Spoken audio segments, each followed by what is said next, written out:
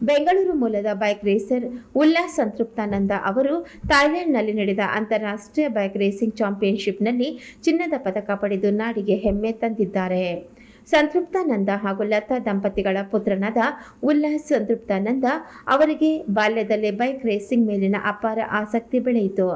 2019ರಲ್ಲಿ ಮೊದಲ ಬಾರಿ ಚಾಂಪಿಯನ್ಶಿಪ್ಗೆ ಪ್ರವೇಶಿಸಿದ ಇವರು ಅದಾದ ಮೇಲೆ ನಡೆದ ಹಲವು ರಾಷ್ಟ್ರೀಯ ಮತ್ತು ಅಂತಾರಾಷ್ಟ್ರೀಯ ಮಟ್ಟದ ಸ್ಪರ್ಧೆಗಳಲ್ಲಿ ಅನೇಕ ಟ್ರೋಫಿಗಳನ್ನು ಗೆದ್ದು ತಮ್ಮ ಪ್ರತಿಭೆಯನ್ನು ಸಾಬೀತುಪಡಿಸಿದ್ದಾರೆ.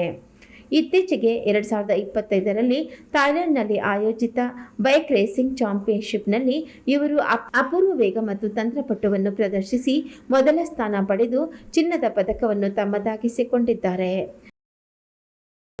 ನಾನು ಪ್ರೊಫೆಷನಲ್ ಮೋಟರ್ ಸೈಕಲ್ ರೇಸರ್ ಆಗಿದ್ದೀನಿ. ಸೊ ಓವರ್ 90 ರೇಸಸ್ ನಾನು ಭಾಗವಹಿಸಿದ್ದೀನಿ, ಬೋತ್ ನ್ಯಾಷನಲ್ ಮತ್ತು ಇಂಟರ್ನ್ಯಾಷನಲಲ್ಲಿ. ಸೊ ಈ ವರ್ಷ ಫಸ್ಟ್ ಇಂಟರ್ನ್ಯಾಷನಲ್ ಡೆಬ್ಯೂ ಮಾಡಿದೆ ಥೈಲ್ಯಾಂಡಲ್ಲಿ, ಬ್ರಿಕ್ ಚಾಂಪಿಯನ್ಶಿಪ್ ಅಂದ್ಬಿಟ್ಟು 600 cc SS2 ಕ್ಯಾಟಗರಿಯಲ್ಲಿ. ಸೊ ಅದರಲ್ಲಿ ನಾನು ಸೆಕೆಂಡ್ ಅಲ್ಲಿ ಮುಗಿಸಿದ್ದೀನಿ ಚಾಂಪಿಯನ್ಶಿಪ್, ಓವರಾಲ್ ಚಾಂಪಿಯನ್ಶಿಪ್ಪಲ್ಲಿ. ಸೊ ಇದುವರೆಗೂ ನಾನು ಎಕ್ಸ್ಪೀರಿಯನ್ಸ್ ಬಂದು ಸಪಾಂಗಲ್ಲಿ ಓಡಿಸಿದ್ದೀನಿ, ಮತ್ತು ಮಲೇಷ್ಯಾಲಿ ಮತ್ತು ಥೈಲ್ಯಾಂಡಲ್ಲಿ ಓಡಿಸಿದ್ದೀನಿ. ಸೊ ಇವೆರಡು ಕಂಟ್ರೀಲಿ ನನಗೆ ಎಕ್ಸ್ಪೀರಿಯನ್ಸ್ ಇದೆ ಮತ್ತು ಟ್ರ್ಯಾಕ್ ಎಕ್ಸ್ಪೀರಿಯನ್ಸ್ ಇದೆ. ಸೊ ಇಂಡಿಯಾದಲ್ಲಿ ನಾನು 2020 stock up to 165 cc second ಮುಗಿಸಿದೆ ಓವರಾಲ್ ಚಾಂಪಿಯನ್ಶಿಪ್ಪಲ್ಲಿ. ಮತ್ತು ಆ ವರ್ಷ ನಾನು ಡಾಮಿನೇಟ್ ಮಾಡಿದೆ, ಮೋಸ್ಟ್ ಆಫ್ ದಿ ವಿನ್ಸ್ ನನ್ನ ಹತ್ರನೇ ಇದೆ.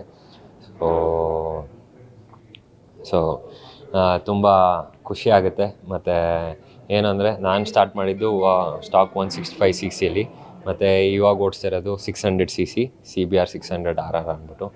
So big change. ಸೊ ತುಂಬ ಖುಷಿ ಆಗುತ್ತೆ. ಸೊ ಇನ್ನೂ ಇಂಟರ್ನ್ಯಾಷನಲ್ ಮಟ್ಟಕ್ಕೂ ಹೋಗ್ಬೋದು, ಮೀನ್ಸ್ ವರ್ಲ್ಡ್ ಚಾಂಪಿಯನ್ಶಿಪ್ಪಲ್ಲೂ ಹೋಗ್ಬೋದು. ಸೊ 1000 cc ಹೋಗ್ಬೋದು. ಬಟ್ ಏನಂದರೆ ಅದಕ್ಕೆ ಫೈನಾನ್ಷಿಯಲ್ ಸಪೋರ್ಟ್ ಬೇಕು. ಮತ್ತು ಯುರೋಪಲ್ಲಿ ಟ್ರೈನ್ ಮಾಡಿ ಯುರೋಪನ್ ಚಾಂಪಿಯನ್ಶಿಪ್ ಓಡಿಸಿದ್ರೆ ಡೆಫಿನೆಟ್ಲಾಗಿ ನಾವು ವರ್ಲ್ಡ್ ಚಾಂಪಿಯನ್ಶಿಪ್ಗೆ ಹೋಗಿ ಪಾರ್ಟಿಸಿಪೇಟ್ ಮಾಡ್ಬೋದು. ಬಟ್ ಏನಂದರೆ ಮೇಜರಾಗಿ ಸ್ಪಾನ್ಸರ್ಶಿಪ್ ಬೇಕು, ಅದಕ್ಕೆ ಹುಡ್ತಾಯಿದ್ದೀನಿ.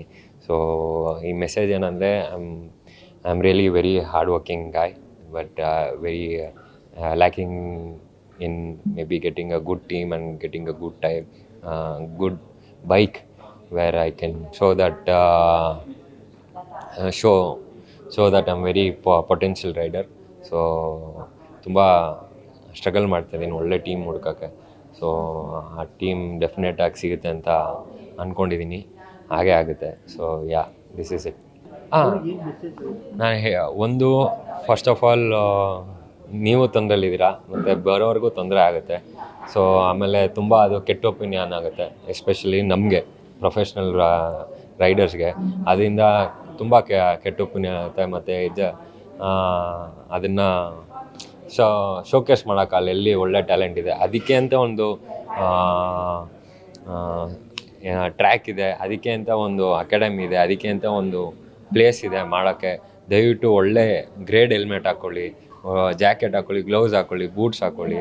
ಸುಮ್ಮನೆ ಹೋಗಿ ಪಬ್ಲಿಕ್ಕಲ್ಲಿ ಮಾಡಿದೆ, ಹೈವೇದಲ್ಲಿ ಮಾಡಿದ್ರೆ ನಿಮಗೂ ತೊಂದರೆ, ಮತ್ತು ಪಬ್ಲಿಕ್ಕು ಬರೋವ್ರಿಗೂ ತೊಂದರೆ. ದಯವಿಟ್ಟು ಮಾಡಿಬಿಡಿ. ಅದು ಫ್ಯೂಚರ್ ಪ್ಲ್ಯಾನು ಅದೇ ಯುರೋಪಿಯನ್ ಚಾಂಪಿಯನ್ಶಿಪ್ ಓಡಿಸ್ಬೇಕು ಅಂತ ಓಡಿಸಿ, ಮತ್ತು ಅದಾದಮೇಲೆ ವರ್ಲ್ಡ್ ಚಾಂಪಿಯನ್ಶಿಪ್ಗೆ ಎಂಟ್ರಿ ಆಗಬೇಕು ಅಂತ ತುಂಬ ಆಸೆ ಇದೆ ಸರ್. ನನ್ನ ಹೆಸರು ಲತಾ ಅಂತ, ಬ್ಯಾಂಗ್ಳೂರಿಂದ. ನನ್ನ ಮಗುವಿಂದನೂ ಚಿಕ್ಕ ವಯಸ್ಸಿಂದನೂ ಅವ್ನಿಗೆ ಆಟ ಸಾಮಾನು ಅಂದರೆ ಬೈಕ್. ನಮ್ಮ ಮನೆಯವ್ರಿಗೆ ಅದು ಇಂಟ್ರೆಸ್ಟ್ ಇತ್ತು, ಬಟ್ ನಮ್ಮ ಅತ್ತೆ ಮಾವಂಗೆ ಅದು ಸಪೋರ್ಟ್ ಮಾಡೋಕ್ಕಾಗಲಿಲ್ಲ, ಫೈನಾನ್ಸಲ್ಲಿ ಸಪೋರ್ಟ್ ಮಾಡೋಕ್ಕಾಗಲಿಲ್ಲ. ನಾವು ಮಾಡಿದ್ವಿ. ಸೊ ಅವನು 2019 ಸ್ಟಾರ್ಟ್ ಮಾಡ್ದ. 2020ನಲ್ಲಿ ಅವನಿಗೆ ನ್ಯಾಷನಲ್ ಚಾಂಪಿಯನ್ ಸಿಕ್ತು. ಸೊ ಅವಾಗ ಪ್ರೆಸ್ ಮೀಟ್ ಮಾಡೋಕ್ಕೂ ಆಗಲಿಲ್ಲ, ಕಾರಣ ಅಂದರೆ ಕರೋನಾ ಪೀಕ್ ಇತ್ತು. ಸೊ 2023ನಲ್ಲಿ GT ಕಪ್ ಅವನು ಚಾಂಪಿಯನ್ ಆದ. 2025ನಲ್ಲಿ ಫಸ್ಟ್ ಅವನಿಗೆ ಇಂಟರ್ನ್ಯಾಷನಲ್ ಡೆಬ್ಯೂ ಆಯಿತು ಥೈಲ್ಯಾಂಡಲ್ಲಿ. ಸೊ ಅವನಿಗೆ ಫಸ್ಟ್ ರನ್ನರ್ ಅಪ್ ಆದ. ಅದರಲ್ಲಿ ಅವನಿಗೇನೋ ತುಂಬ ಚಿಕ್ಕ ಮಗುವಿಂದ 10th ನಮ್ಮ ಮನೆಯವ್ರು ಆಟೋಕಾರ್ ಅಂತ ಬುಕ್ ತರೋರು ಸರ್. ಆ ಬುಕ್ಕಲ್ಲಿ ಅವನು ಓದಿ ಇವರು ಸ್ವಲ್ಪ ತುಂಬ ಅವನಿಗೆ ಇಂಟ್ರೆಸ್ಟ್ ತೋರಿಸೋರು.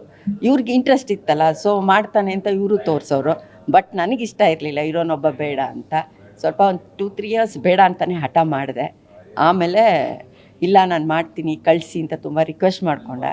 ಸೊ ಕಳ್ಸಿದ್ಮೇಲೆ ಅದೇ ರೀತಿ ಮಾಡ್ತಾ ಇದ್ದಾನೆ. ಬಟ್ ಇವಾಗ ಸ್ವಲ್ಪ ಇನ್ನೂ ಹೈಯರ್ಗೆ ಹೋಗ್ಬೇಕಂತ ಇದ್ದಾನೆ. ಸ್ಪಾನ್ಸರ್ಗೆ ಸ್ವಲ್ಪ ಬೇಕು ಅಂತ ನಾವು ಇದು ಮಾಡ್ತಾರೆ. ತುಂಬ ಪ್ರೌಡ್ ಅನಿಸುತ್ತೆ. ಅಷ್ಟೊಂದು ಅಚೀವ್ ಮಾಡ್ತಾನೆ ಅಂತ ಅಂದ್ಕೊಂಡಿರಲಿಲ್ಲ.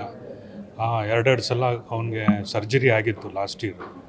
ಪ್ರಾಕ್ಟೀಸ್ ಮಾಡ್ಬೇಕಾದ್ರೆ ಬಿದ್ದು, ಒಂದು ಸಲ ರೇಸ್ ಆಗಿ ಬಿದ್ದು 2 ಕಾಲರ್ ಬೋನು ವಿತಿನ್ 1 ವರ್ಷದಲ್ಲಿ 2 ಕಾಲರ್ ಬೋನು ಫ್ರ್ಯಾಕ್ಚರ್ ಆಗಿತ್ತು. ಆದರೂ ಬಿಡಲಿಲ್ಲ. ಡಾಕ್ಟ್ರು ಬೇಡ ಅಂದ್ರೂ ಮತ್ತೆ ಕೂತ್ಕೊಂಡು ಪ್ರಾಕ್ಟೀಸ್ ಮಾಡಿ ಅವನು ಇಂಟರ್ನ್ಯಾಷನಲ್ದು ಫಿನಿಷ್ ಮಾಡಿದ್ದಾನೆ. ಬಟ್ ಕಾರಣಾಂತರಗಳಿಂದ ಸೆಕೆಂಡ್ ಬಂದಿದ್ದಾನೆ ಅಷ್ಟೇ. ಇಲ್ಲ ಅಂದಿದ್ರೆ ಫಸ್ಟ್ ಆಗಿರೋದು. ಅವ್ನು ಲೀಡಲ್ಲೇ ಇದ್ದ. ಲಾಸ್ಟ್ ರೇಸಲ್ಲಿ ಅವ್ನಿಗೊಂದು ಸ್ವಲ್ಪ ಇಂಜಿನ್ ಪ್ರಾಬ್ಲಮ್ ಆಗಿ ಅವ್ನು ಸೆಕೆಂಡ್ ಬಂದ ಅಷ್ಟೇ. ಇಲ್ಲ ಅಂದಿದ್ರೆ ಫಸ್ಟ್ ಬಂದಿರೋ. ನಮ್ಮ ಬೇಡಿಕೆ ಇಷ್ಟೇ, ಈ ಸ್ಪೋರ್ಟ್ಸು ಬೆಳಿಬೇಕು. ಭಾರತದಲ್ಲಿ ತುಂಬ ಜನ ಟ್ಯಾಲೆಂಟ್ಸ್ ಇದ್ದಾರೆ, ಅವ್ರಿಗೆ ಅವಕಾಶಗಳೇ ಇಲ್ಲ. ನನ್ನ ಮಗನ ಥರ ಬೇಕಾದಷ್ಟು ಜನ ಇದ್ದಾರೆ. ನಾವೇನೋ ಅಲ್ಪ ಸ್ವಲ್ಪ ಕೂಡಿಟ್ಕೊಂಡು ಅವನಿಗೆ ಕೊಟ್ಟಿದ್ದೀವಿ. ಬಟ್ ಬೇರೆಯವರು ಅದೂ ಇಲ್ಲದೇ ಇರೋರು ತುಂಬ ಜನ ಇದೆ. ಈಗ ಒಂದು ಲೆದರ್ ಸೂಟ್ ತೊಗೋಬೇಕಂದ್ರೆ 2 ಲಕ್ಷ ರೂಪಾಯಿ ಬೇಕು ನಮಗೆ. ಒಂದು ಹೆಲ್ಮೆಟ್ ಹೊಡೆದೋಯ್ತು ಅಂದರೆ 1.5 ಲಕ್ಷ ಬೇಕು. ಶೂ 40-50 ಸಾವಿರ ರೂಪಾಯಿ ಆಗುತ್ತೆ. ಡೈಲಿ ಪ್ರಾಕ್ಟೀಸ್ ಮಾಡೋಕ್ಕೆ ಟೈರೇ 50 ಸಾವಿರ ರೂಪಾಯಿ ಹೊಟ್ಟೋಗ್ಬಿಡುತ್ತೆ. 2 ತಿಂಗಳಿಗೆ 1 ಟೈರ್ ಕೊಡಬೇಕು. ಸೊ ಇದು ತುಂಬ ಎಕ್ಸ್ಪೆಂಡಿಚರ್ ಆಗುತ್ತೆ. ಬಟ್ ಇದು ತುಂಬ ಒಳ್ಳೆ ಸ್ಪೋರ್ಟ್ಸು. ಹೆದರ್ಕೊಂತಾರೆ ಜನ ಅಷ್ಟೇ. ಬಟ್ ತುಂಬ ಒಳ್ಳೆ ಸ್ಪೋರ್ಟ್ಸು. ನಿಮ್ಮ ಡಿಸಿಪ್ಲಿನಲ್ಲಿ, ನಿಮ್ಮಲ್ಲಿ ಸೇಫ್ಟಿನೆಲ್ಲ ಹಾಕ್ಕೊಂಡು ಟ್ರ್ಯಾಕಲ್ಲೇ ಓಡಿಸಿದ್ರೆ ನಿಮ್ಗೆ ಯಾವ ತೊಂದರೆನೂ ಆಗೋಲ್ಲ. ನನ್ನ ಮುಂದೆ ಎಷ್ಟೋ ಸಲ ಅವ್ನು ಟ್ರ್ಯಾಕಲ್ಲಿ ಕ್ರ್ಯಾಶ್ ಆಗಿದೆ. ನಾನು ಚೆನ್ನೈಯಿಂದ ಬೆಂಗಳೂರಿಗೆ ಕರ್ಕೊಂಬಂದು ನಾನೇ ಹಾಸ್ಪಿಟ್ಲಿಗೆ ಅಡ್ಮಿಟ್ ಮಾಡಿ ಆಪ್ರೇಷನ್ ಮಾಡಿಸಿದ್ದೀನಿ. ಅವ್ನು ಆಪ್ರೇಷನ್ ನಡಿಬೇಕಾದ್ರೆ ಅದು ನಾವು ಕಣ್ಣಲ್ಲಿ ನೀರು ಹಾಕ್ತೀವಿ, ಅದು ಬೇರೆ ಪ್ರಶ್ನೆ. ಬಟ್ ಅದು ಧೈರ್ಯ ನಾವು ಕೊಡಬೇಕು, ಪೇರೆಂಟ್ಸೂ ಮಾಡಬೇಕು. ತುಂಬ ಚೆನ್ನಾಗಿದೆ. ನಾವು ಇಂಟರ್ನ್ಯಾಷನಲ್ ನೋಡಿದ್ದೀವಿ, ತುಂಬ ಚೆನ್ನಾಗಿದೆ. ಈ ಸ್ಪೋರ್ಟ್ ಬೆಳಿಬೇಕು. ನಮ್ಮಲ್ಲಿ ಬರೀ ಕ್ರಿಕೆಟು ಫುಟ್ಬಾಲು ಇಲ್ಲ ಬಿಡಿ. ಕ್ರಿಕೆಟ್ ಬಿಟ್ಟರೆ ನಾವೇನು ನೋಡೋದೇ ಇಲ್ಲ. ಬೇರೆ ಸ್ಪೋರ್ಟ್ಸ್ ಬಂದರೆ ಆಫ್ ಮಾಡಿಬಿಡ್ತೀವಿ. ಅಂಥ ಕಂಡೀಷನಲ್ಲಿದ್ದೀವಿ ಇವತ್ತು.